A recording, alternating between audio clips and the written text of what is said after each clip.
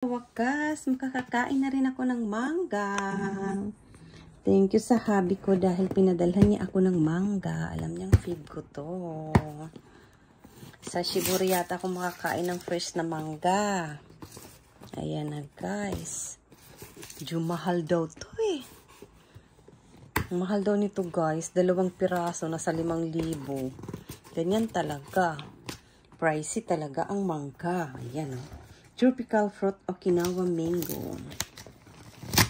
Ayan ang nagpadala guys. Aking hubby. Nasa Okinawa kasi siya ngayon. By next week, babalik na siya. Diba? Sarap sana nito ng fruit mango. Kaso, sayang naman. Wala rin akong mga ingredients ng fruit. Ano ba yun? Yung mango float? Mango float pala. Maganda ang lasa nito guys, parang Pilipinas. Wow! Ayan na.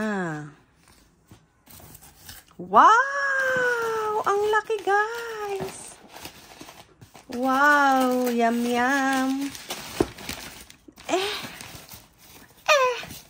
Wow! Takam na takam ako, grabe! Oh my God, light, tanggalin ko na siya. 5,000 daw itong dalawa, guys. Hindi ka rin naman kasi makakita dito. Ang lasa nito, ano guys, apple mango. Wow, ang laki, grabe. Wow, arigato. Kakainin ko na to ngayon after ng, ano ko. After kong kumain. Ayan na guys. Yan o, tropical fruit Okinawa mango. Masarap talaga ang mango ng Okinawa. Ang lasa nito, ano to eh, apple mango. Hindi siya maasim, kaya gustong gusto ko. Kain tayo guys.